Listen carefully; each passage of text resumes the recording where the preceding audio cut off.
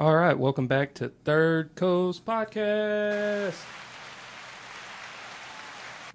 I know it's been a while, listeners, but we are back at it this afternoon, and y'all know who it is. It's Joe What It Do Gators, and we back in effect for episode 222, and I am joined with Mr. Ben Price. How you doing this afternoon, bro? Good. How are you?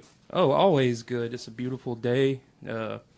Got some overcast going. Had some outside time with the Bambinos and made some red beans and rice. And now getting to do a podcast with a MMA fighter, which is fucking cool. It's just, it always baffles me how the show just always circling new people and learning about new people. And thank you so much for taking the time to drive from Alexandria to small town Oakdale. No problem. I appreciate the invite. So I want to dive right into it. I got a question to ask you right off the top. All right. So when you schedule fights against opponents, what is your mindset going into a fight to fight someone you might not even know? But like, how do you bring that aggression and focus into the ring and try to, for a complete stranger, Part of my problem is aggression. I'm a nice guy. I've been too patient in my fights, so it's cost me all of them. I got to find more aggression, so that's a hard one to answer. All right. It is, it's cool though. Have you fought at the Paragon before, or was that your first time at the Paragon fighting? That was the second time at the Paragon. I had a fight in Shreveport at Samstown. Oh, all right. So 3 losses. Oh, that's tough though. Yeah, but it's fun. It's an experience that I wouldn't give away for nothing. So what led you, to the path to want to be an MMA fighter? Like, what sent you down this road? Never in my life would I believe that I would be doing this if you'd asked me back in high school or a little after high school. I don't know. I always thought it was crazy. And those guys that get in that cage are crazy. But here I am. It's funny. Once I got out of high school, I realized I missed out on a lot of opportunities not playing sports and doing things. And one day I thought about it. Man, I tell you what I can do is I can still go get in that cage and not regret that. So that's a big part of it, is not wanting to regret it in my future, not trying. I'm not particularly trying to go anywhere with this. It's just a hobby, a thing I'm enjoying. If it does go somewhere, great, but it ain't started out so well. So what would you consider yourself, like, more ground and pound or a striker? What's like your focus that you go for? I would like to say striking. That's my favorite, but I think my skill set is more rounded in ground and pound. Probably because Jesse Roberts pushes me on that a lot. That's his go-to, I guess. Though I think I have pretty good stand-up. And that was the point of the last fight, was to stand up the whole time, but he kept giving me opportunities to throw him to the ground. So Yeah. Which you made it all the way into the second round, right? To the freaking last 14 seconds. If I'd known it was 14 seconds, I swear I'd have tried to hold on a little longer. It's crazy how your mind goes while you're in there, man. The things you think about, and like, you don't feel no punches, you don't feel no kicks, you don't feel that. Your mind's like, oh, he's punching me there, I should probably protect myself. Yeah. That's actually, I feel like, what kind of costed me that fight. I went in with a rib injury and did great the whole fight, never felt it, everything was fine, until the last 30 seconds. I managed to let him get up, and he pushed me against the cage, and he started rocking some body shots. And it was funny how your brain goes, man, because I was just like, oh, protect myself, and then, oh, he's punching me in that rib that's hurt. I probably should stop that. And I dropped my hands, and then he came back up top, and I really think I got rocked right there, because when we stepped back out towards the middle, I didn't do anything. I just kept letting him fire off. I didn't try to grab him. I didn't try to back out. I was just there. So it's funny. It's all bits and pieces. Does time? It feels like time slows down for you when you're inside the octagon. Both. It slows down and speeds up, or I miss chunks of it. It's like parts of it are super slow-mo, man. Punches are slow. The thoughts going through your brain is slow. Like that second, I pushed in the first round, I kicked him, pushed him across the cage onto the ground, and in between that and me kicking him again, to me it felt like 20 seconds that I just like, oh, what should I do now? Oh, well, let's try to kick him in the face, and then I missed his face, of course, but it's odd. But then next thing you know, the round's over. It's like, which I was in a dominant position most of the fight, so it was going pretty quick. When you're on bottom, no, it goes slow. Oh, I bet. I bet you a lot of the lady listeners out there would say the same thing about their old man. It goes,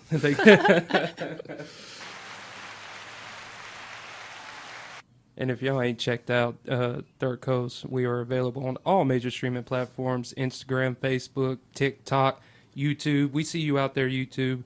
And, just go give us a follow. Like, comment, and subscribe. Did you see the dude that got bit in the UFC? Let me pull up his name right quick. I got this handy-dandy piece of paper right here for that. So this happened at UFC Vegas 89. Igor was disqualified for biting Lima's bicep during the second round when they were grappling against the octagon wall.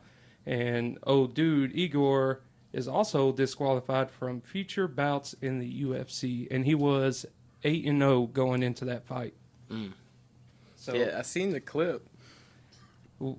What would you have done? Have you ever got bit? No, in definitely fight? not. I've only been in 3, but no, I have not been bit. I'll probably not be so calm and happy about it. Like, he just, hey, he's biting me. Like, I don't know. I feel like I would have been elbowing the dude in the back of the head or something. Like, he had a bite mark. Yeah, a serious bite mark. You see he's got a tattoo now? Oh, yeah, that's what I was about to say. He went and got it tattooed. I mean, that... Because you're supposed to have a mouthpiece in the whole fight, right? And that's for your own protection too, right? So someone don't knock your teeth out. Right. And your jaw.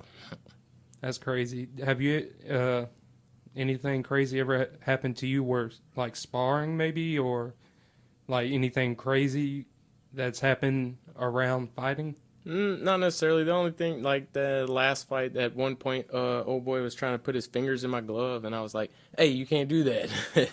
and instead of just grabbing my wrist and continuing what he's doing, he just took his hand off and put it back on the mat. So I was like, oh, okay. And that happens. That's crazy that during fights y'all are having conversations like, hey, like take your fingers out my glove. And y'all are trying to win, What's the finger in the gloves do? Oh, he was being able to get a grip on my hand and not let it out, because this is the arm I was trying to pound him with, but he dug his fingers into which he didn't have it long. It was just at one point he was getting frantic and he was trying to hold on with his dear life, but definitely good grip. I mean, which I had one of his arms clamped through his body there, and he wasn't getting it back, and he was freaking out, so he was trying anything. So who's your biggest inspiration when it comes to MMA? I suppose David Bosnick. Been friends for a long time, since high school. Met him, kind of drifted apart, of course, after you get out of school, things happen. People move different ways and whatnot, but definitely my biggest inspiration. One of the reasons I've even got into this and thought about it, I watched I think it was the first title fight. Finally reconnected with him. I was like, bro, let me get some tickets. And we came to the fight, and I remember watching. And matter of fact, it happened to be one of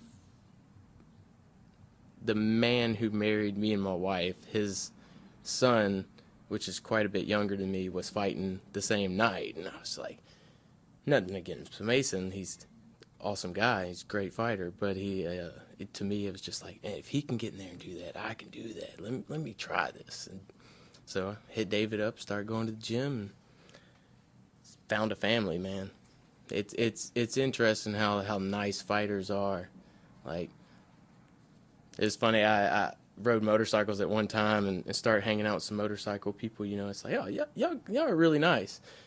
You start hanging out with fighters, they're even a nicer group of people. It's strange.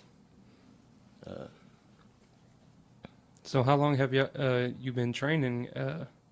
We're going on the 3rd year, I believe. So not a lot of training at all. But 3 years of training ain't a lot of training? Not compared to some people. Dude, the second guy I fought, Peyton Bass, he was an animal. Wrestler all through high school. I think he went to college and wrestled.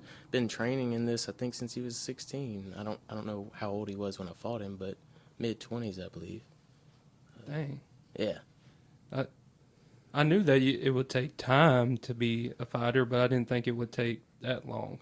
I didn't know, like, it takes years and years and years. Because it's like an art form, like defining your art of fighting. For sure. You're learning something every time you get in there. Every one of my fights I've watched 100 times and found every point I'm angry at and tried to fix it.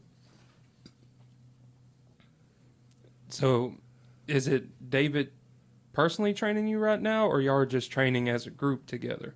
Oh, as a group. I mean, I started out being in one of David's striking classes, and then now I just train with everybody at the gym that's really a fighter, pretty much. We got other people that come in there and train and learn. They're not necessarily fighters yet, but trying to be. But yeah, I get a lot of personal attention from David and Jesse. And which weight class do you currently fight in? 135. Damn. Yeah, no, that's small. Right. I've noticed that there's a lot of, like, between the lower weight classes, there seems like there's a lot more fighters than, like, the heavier weight classes. Heck yeah, that way, dude, you ain't trying to get hit by a truck. A dude 260 pounds is hitting you hard. I never thought about that. Because that's a lot of weight from someone that's trained. Yeah. At 135, it's not brain damaging and life threatening. I feel like at heavyweight, somebody could kill you. I'm good on all that. Is that a concern for you though?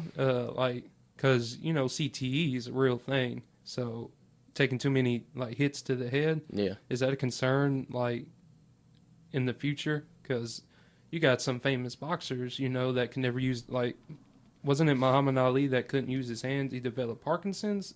Oh really? I think it might not have been Muhammad Ali, but there was another fighter because he took so many hits to the head he couldn't hold stuff anymore, right. And then memory loss and stuff. Is that a factor for you in the future, or is just we'll see where it goes? Yeah, we'll see where it goes. I don't know. I haven't had no problem yet, but through training, you're not going super hard with people, or you shouldn't be training with anybody that's trying to knock you out. So during training, you're not getting a lot of brain damage, I don't believe. You got big gloves on most of the time. And in the fight, there's only a handful of times you really get hit, hard. He may have touched me, but he didn't really hit me hard that time. That last fight, dude, I didn't get hit good until the end when I was dazed, but then he got me good. Yeah. Put me out just about. That was a strange feeling.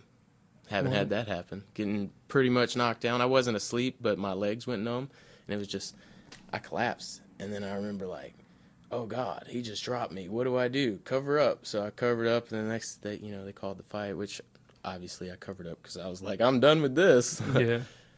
But you don't feel a thing. So when you go, say, taking after the end of the first round, or do you prefer to sit down? Because I noticed during watching the fights that some fighters would stand up, where some fighters will sit in a little chair, mm-hmm. and some fighters will just stretch and sit down, and But what do you prefer to do? Dude, from my first fight, I knew if I was going to sit down, there was no way I was getting back up, so I didn't sit down, and I ain't sat down yet. I'm not going to. And a stand-up guy. Yep, definitely.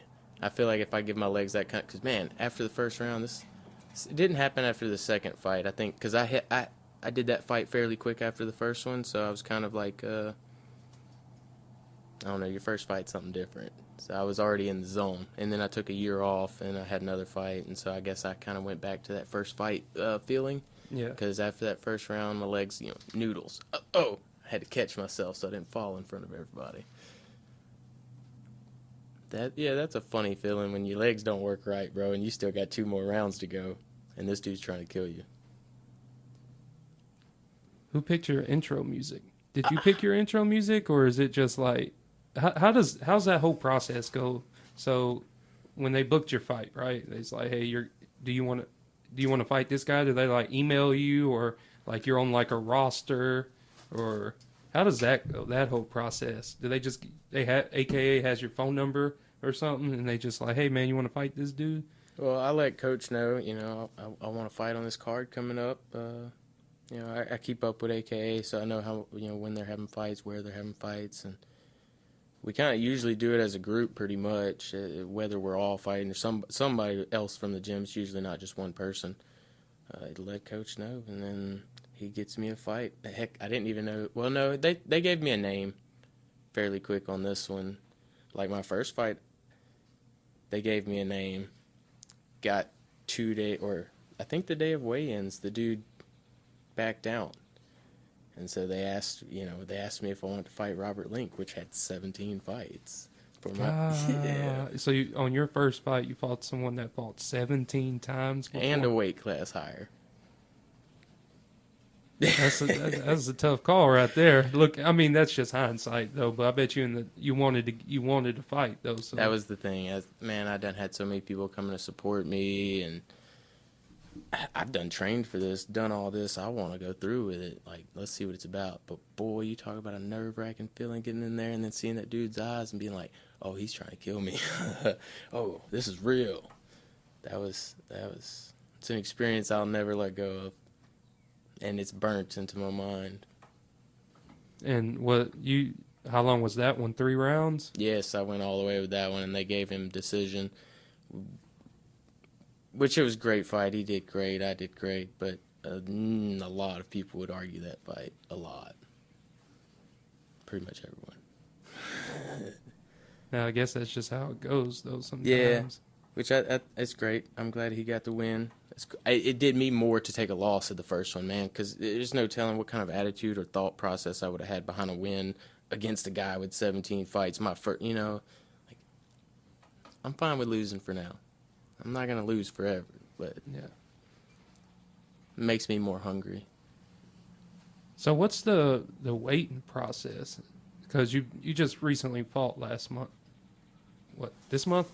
Is it this month? What's today? It's still March, ain't it? Yeah. Yeah, so this month. Yeah, so going forward, how long is the waiting process for your next chance to fight?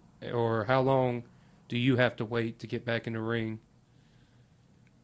Or is it just kind of waiting to see now? Waiting on me, really. My ribs still bother me a little bit, so I can't train. Me and David just went down to Lafayette and trained with some guys yesterday. And that's been the first day really back training since my fight. So we still got a ways to go. I got to get this healed and got to get some cardio. That's what's killing me on every one of them, man. You'd be surprised on how much energy and people think they can fight, on the street. Everybody, I'll knock that guy out. No, bro. No, you go fight for 5 minutes and tell me how you feel after 3. Yeah. It is something serious. So what you say you're going to try to improve your cardio, is that going to be like you're going to run every day type thing? Or is it going to be like mixing up different exercises to build different muscles inside your legs? Like jump rope or squats? I like sparring and getting a lot of real work in. Running, I've tried to run before. It's bad for my knees. I'm getting old. Hit the 30s. Body's breaking down. Yeah, I can feel that. Right? And yet I'm putting myself in a cage for no apparent reason. I think the worst thing, though, about it all is just trying to cut weight and train that hard while you're trying not to eat. That's a difficult process. Like you were saying earlier, I fight at 135. I weigh 160 typically. So This time I actually dieted all the way down to 139 pounds. And that's just from eating meat and no carbs and barely eating. And then I sweated out the rest. But So, dang, that means you cut a lot of weight. Then you have to drop it. it's a pretty good bit. Which I mean, I'm one of the heavier guys in that weight class. I would think I thought so until I went to Lafayette this weekend and met another guy that's actually like 172 typically. I think he said, I don't know, which he's 169 right now, and he fights at 35. That's correct. Right. And I Yeah. hate that I got to do it because like we're all the same size. Why can't we just fight at our same size and not have to do it? Because they all do the same thing. Like, but I can't fight at 155 pounds or I'm going to get crushed by this dude that typically weighs 200, 210, you know what I mean? People cut up to 50 pounds off? That's crazy. I mean, I know David told me that, I think it was when we did that interview a couple years back, he said that he would drop like around 25, 27 pounds at the time. he drops a lot. And I'm like, wow, I can't just within a couple of days drop all that weight. It's wild. Yeah, no, so me, for instance, on Monday of fight week, I weighed 147 pounds. By Friday, before I sweated out weight, I was 139. And then I sweated, the rest out in the sauna. That's a agonizing process there. So what do? You just put like a sweatsuit on and just jump in a sauna? Pretty much everybody typically tries to warm up, like, hitting mitts or hitting the bag, doing something to get your body, the blood hot, and then get in the sauna. I'm a lazy person, so I just jump in there and, suck it up and sweat it all out. You ain't doing no push-ups in there or nothing like that? No, I got a Running in little place? personal one, so you can kind of just sit here like this. Hold it, you got a personal sauna? It's this little thing I ordered off the internet. It's not huge. It's just little. You have to look them up. They're not. It's not like this big sauna you're in. So what? It just covers up to like your neck. Yeah, you zip up in it. It's this little box I sit in that's got a heater on all three sides. Don't touch those. They get hot and will burn you. Let's see, technology is intense. I think it's like $240 or something. But that's very useful for yeah. you. You can do it in your personal space. You don't have to go to a gym or anything Right, like and that. see the first one I didn't even have to sweat because shit happened and we ended up weighing in at our walking weight. But the second fight I had to get in the sauna at the gym. And it's like one you have to actually sit in, your face is enclosed, so you're breathing whatever 160 degree air. That's terrible. That's why I spent my $200 and whatever to get one that my head gets out of. So when your head's not in there, man, it's a lot easier to survive. Couldn't that be, even though like you're doing that at your house, you have to be cautious too because you can dehydrate quick doing that process, right? Yeah, and it's terrible. Whenever I stand up out of there, I get dizzy and lightheaded. My wife has to help me. That first time for sure, like that one, the second fight. The second fight, I think I sweated like 7-8 pounds out. And that I was getting pretty sick feeling. I bet you were. That's crazy how much water's inside the human body. I mean, I know we're made up of 80-something%, whatever the number is. I can't think off the top of my head. I think it's 86%, but it's crazy that you can just sit and just sweat all that water weight out. There's like 2 or 3 different people that's told me they've sweated up to 20 pounds before, which I think is insane. Cause that's intense. Yeah, no, there's no way, dude. Not me. I sat in that sauna for 30 minutes this last fight for, what? I only had to weigh 37, so 38 there now. Yeah, no, I sweated like 3 pounds out. And it took 30 minutes, and it sucked. Well, that's better than going in the sauna with a whole bunch of old men taking towels off and stuff like that. I'll never forget when I lived in Texas for a little while. I was in the Army, and they had saunas, and I'm from Oakdale, Louisiana, so there ain't many gyms with saunas and stuff around. Right. My buddy's like, man, you just go in there with a towel on, sit down for a little bit, and you sweat and lose some. Because we used to have to be like weigh a certain amount and take PT tests and stuff. Right, and, right.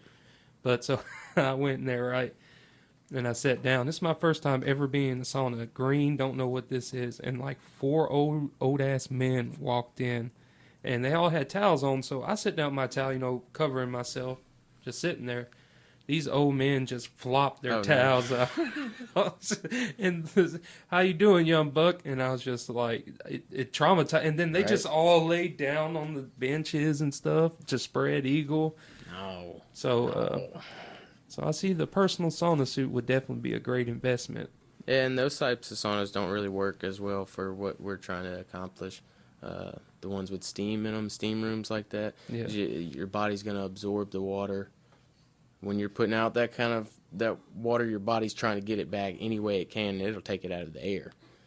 The first fight, I had a problem, or I keep saying the first fight. The first fight, I actually had to sweat out, which was the second one. I weighed myself in the sauna, tried to get all the water off me the best I could, weighed myself. I was good, right? Like, cool. I'm like under the amount I'm supposed to be by just a little bit. I get out the sauna. My wife's trying to help dry me off. I get back on the scale, I weigh more because my body done absorbed the sweat that I still had on my body because of the cold air that hit me. Damn. Yeah. That's crazy. That's, I'm guessing your pores absorbing it any way it can. That's wild. It always shocks me on how much that really goes into doing that sport, doing MMA and what the toll on the body, brain, physicality, and just mindset. That's the biggest fight. That's the fight isn't the fight. The fight's the fun part. The fight is the training of 6 to 8 weeks of just pushing yourself as hard as you can and cutting weight. You get done making that weight, bro. The fight's done. Like, you just did the hard part. Now it's easy. So is that because you were telling me earlier that you run your own business and you mentioned that you're married too? So with all of that in a big circle, you're training, you're working, and trying to maintain a healthy relationship. It seems like it could be a lot. Oh, it is, man. It is. Luckily, my wife supports me in this. I mean, other than my wife and my child and her family, it's about all that supports me. My family hasn't supported me yet, so it's, yeah. It is a lot. I work from anywhere 4 o'clock in the morning until I try to get off early so I can train. That's the point. I get done about 3 and then go train from about 4 to 6, depending on what I feel like doing, I guess. Sometimes 7. And then go back home and try to spend time with my family. It's not easy. But this last fight was nice because I was able to train from 4 until like 5:30, 6, and go home and still spend time with my child and my wife. The other fights, I had been training late in the evening, so when I'd get home, my son was already in bed. That was a lot harder. How long you been married for? 10 years. Oh, congratulations. Right.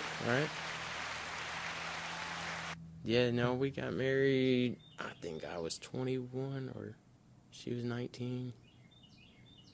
Been married ever since. That's great. Yeah, it's crazy how life works because at the point in my life when she entered my life, I wasn't going to get married.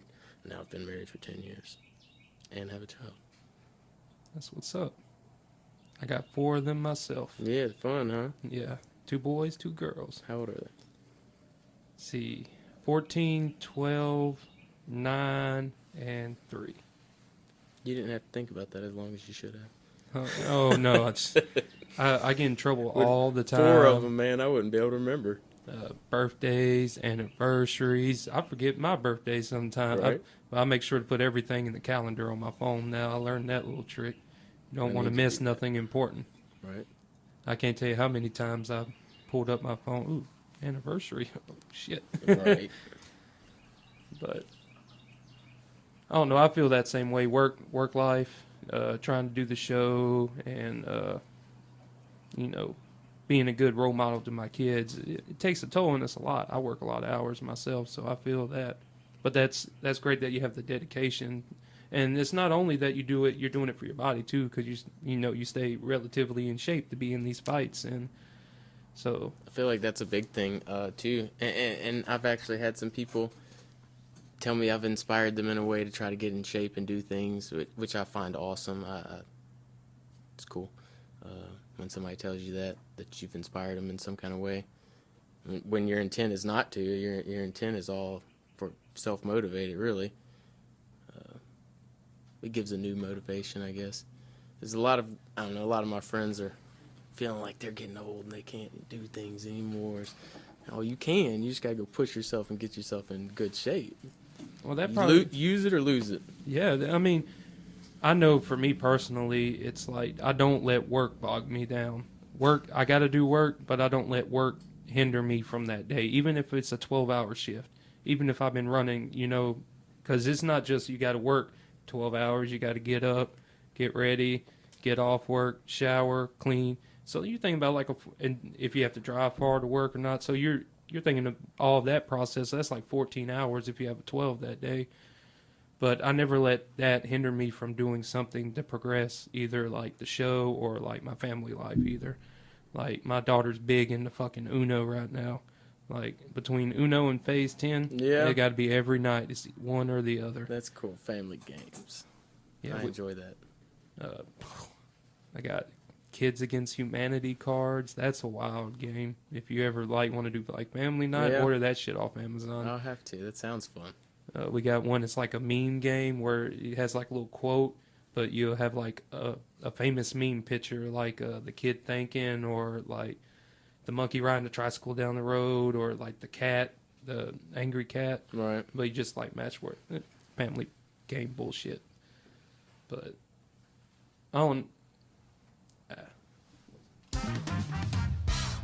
button.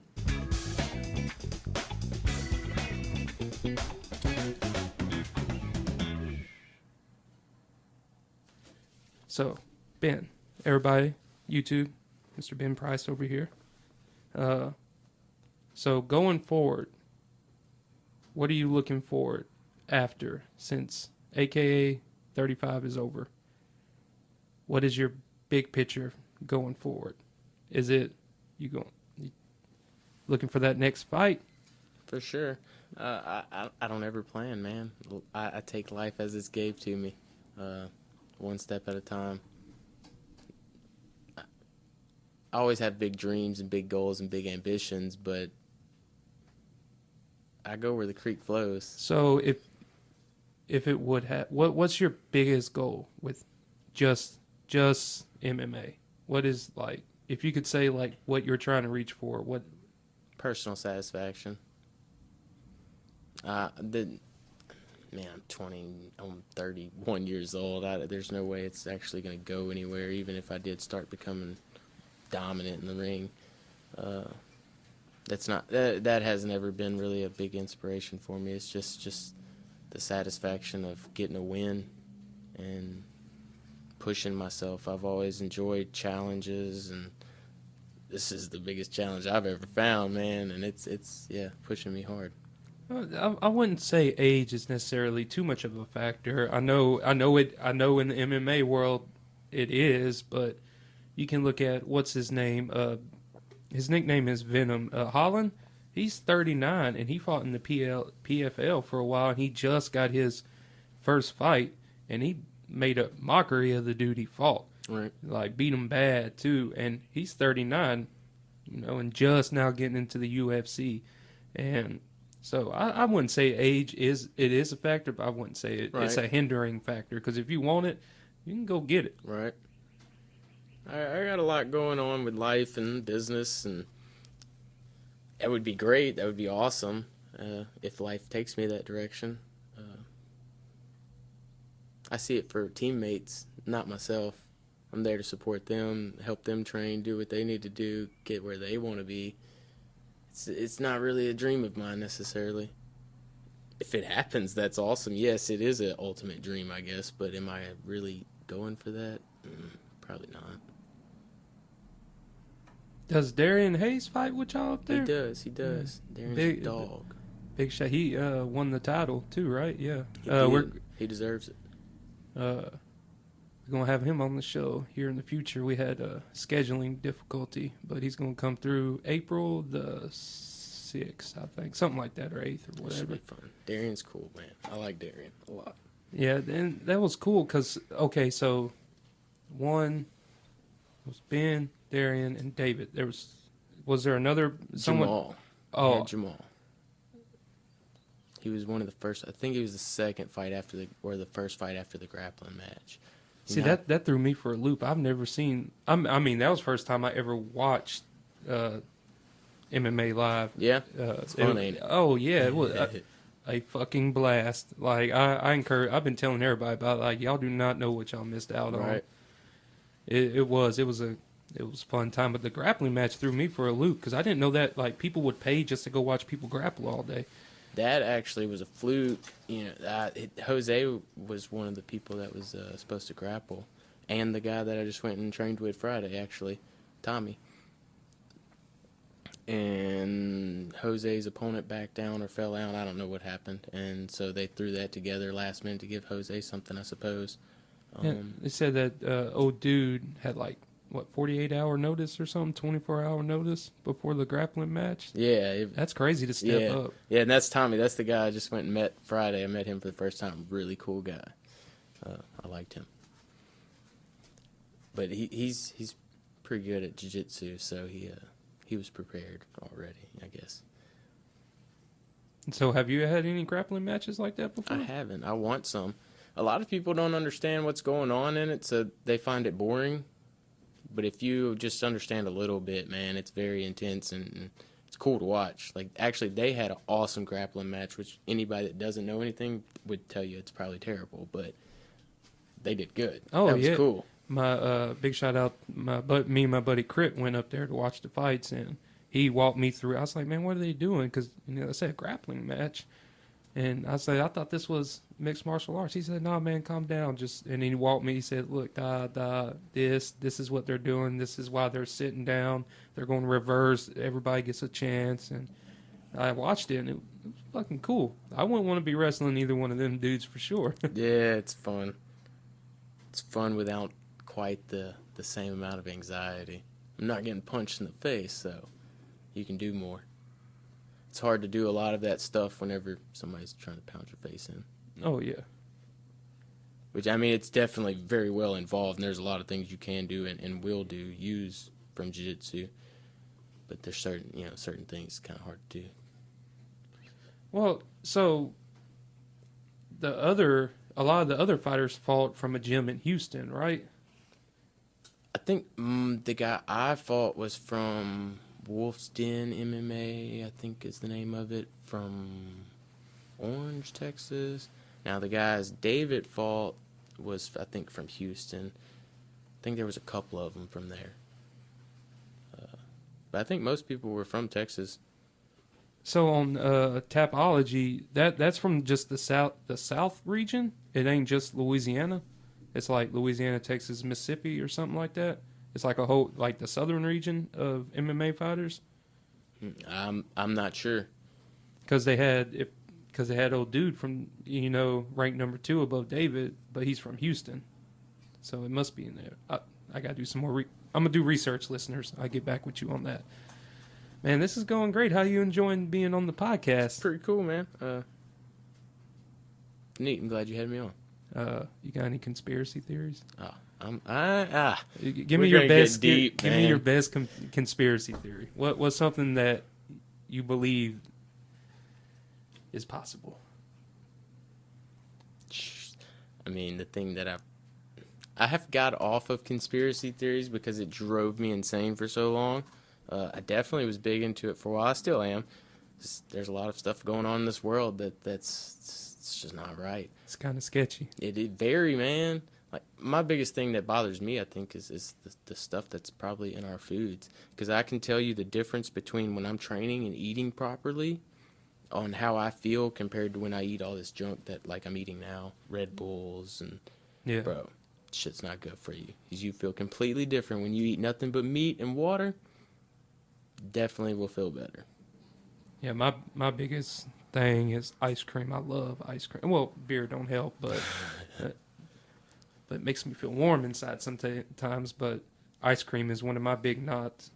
Microplastics in foods. Have you seen that yet? I've seen a little bit on that. So, one of the new conspiracies out there is because we have produced so much plastic and have so much plastic waste all around the earth that they're now finding microplastics in our food.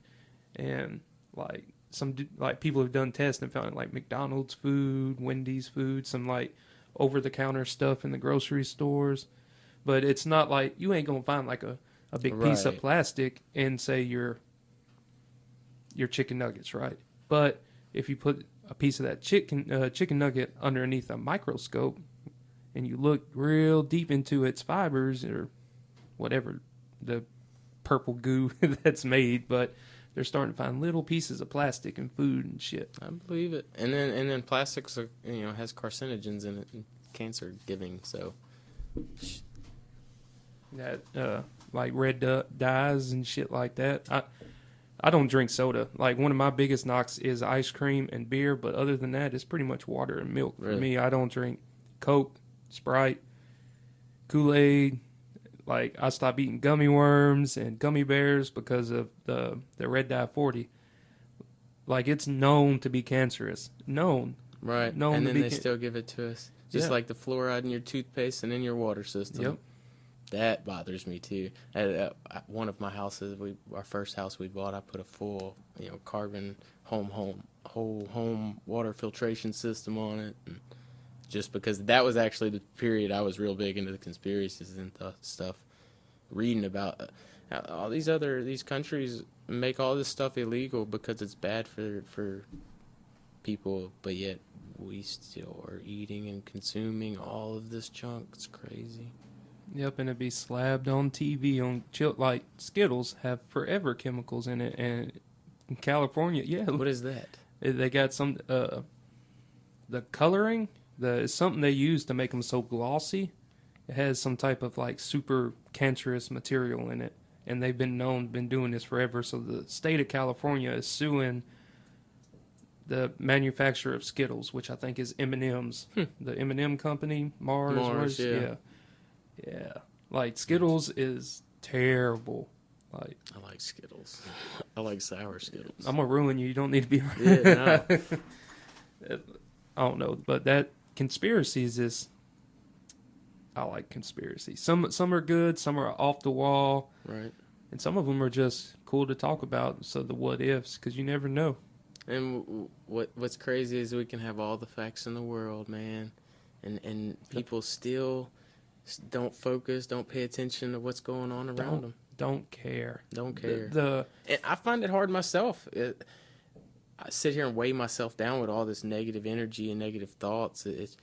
I try to forget about it, But we need to pay attention. Sometimes when I think, like the Matrix is like take the blue or red pill, right? And they said like you're just when they offered to do the steak, and he was like, yeah, I want to live in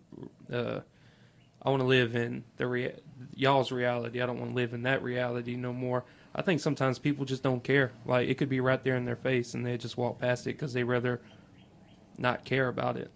And be like, whatever. That's cool. A huge problem with a lot of people. Most people, I would say. It's just like you can see videos of people, I don't know, on the side of the street in New York getting beat up or robbed by somebody, and people are just walking by. Like, bro, rob somebody in front of me, I'm going to stomp your face in. Yeah. Like, people are so, I don't know. I hate people, man. Yeah. I hate people. I feel that. Because the world will make you bitter, but you can't be too bitter, though. That's why I try not to pay attention to a lot of it. But I do good and try to keep good around me. Yeah. I feel that. Pause.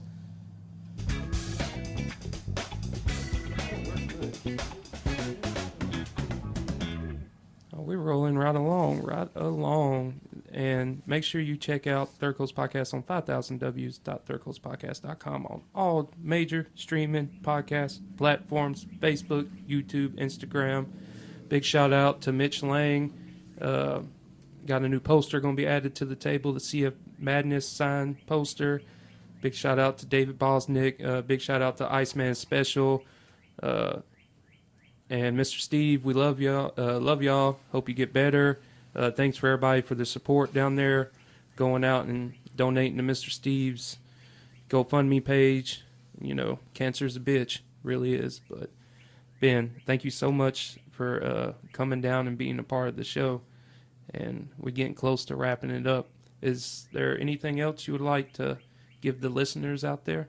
Any words if they want to inspire to get into the sport of MMA? Or go for it. Don't wait. Don't wait. Go and do it. It's the funnest thing you'll ever put yourself in. Punching somebody else in the face is a good feeling sometimes. Shit, yeah. I don't know if I could ever get in the ring. I don't know. Man, I would have to fight in a big weight class. If I can, you can. If I can, anybody can. I promise that. Yeah. Let me get into. We do have for the end of the episode. After Words of Wisdom, we have Artist of the Week, upcoming Mississippi musician, Certified Younginn, with the song Passion. Make sure you check him out on Instagram, Facebook, and on YouTube. But, Ben, at the end of every episode or interview, we do Words of Wisdom, and it can be anything.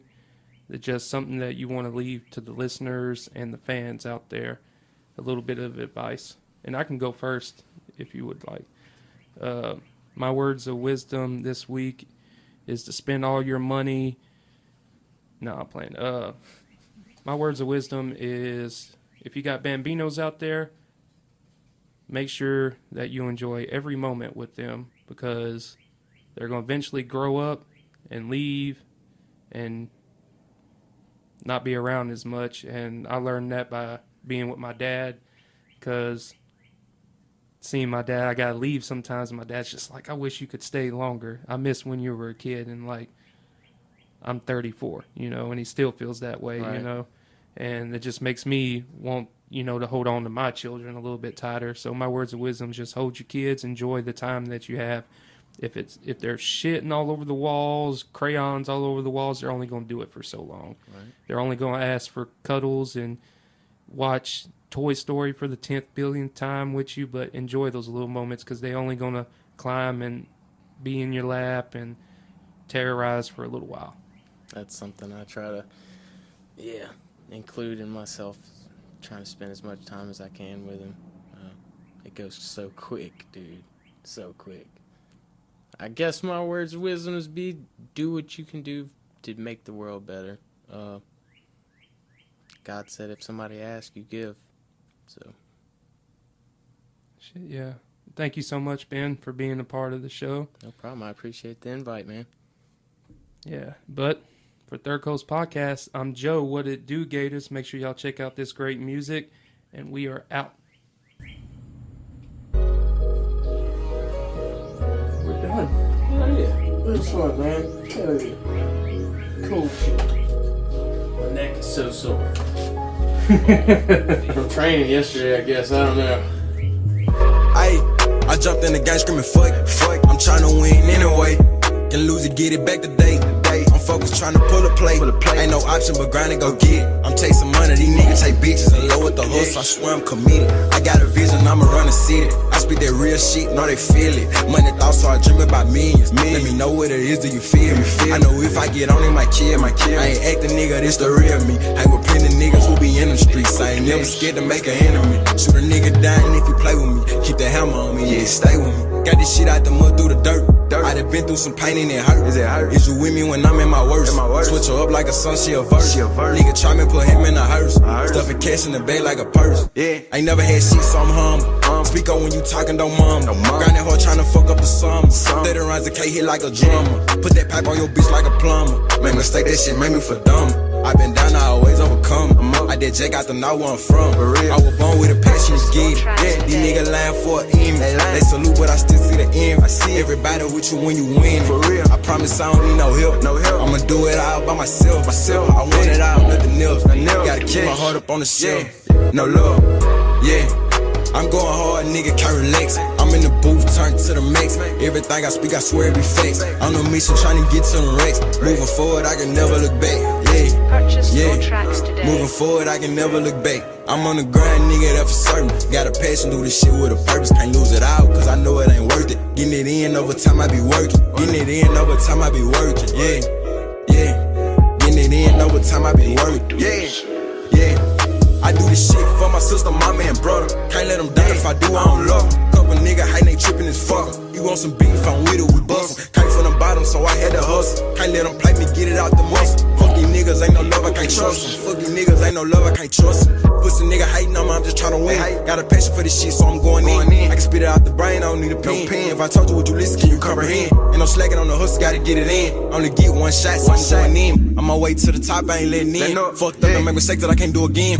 I swear I want this shit bad. Gotta make a way, can't sit on my ass. I'm on a mission trying to get the cash. This shit I express remind me of my past. Success from the bitch, turn the first to the last. I made emotion like I wear a mask. I kept this shit going even when it's bad. One day I'ma blow and go fuck up a bag. Nigga hate cause I'm better, they mad. Bro, bury my niggas even on my land. Living fast, pray to God I don't crash. Young nigga just chasing my dream. Straight to rap and do this shit for the team. I gotta get it, I'm just on the team. We on the block and we pulling them schemes. Strapped up, got the Glock with the beam. I'm going hard, nigga, can't relax. I'm in the booth, turned to the max. Everything I speak, I swear it be facts. On a mission, trying to get to the racks. Moving forward, I can never look back. Moving forward, I can never look back. I'm on the grind, nigga, that for certain. Got a passion, do this shit with a purpose. Can't lose it out, cause I know it ain't worth it. Getting it in over time, I be working. Getting it in over time, I be working. Getting it in over time, I be working.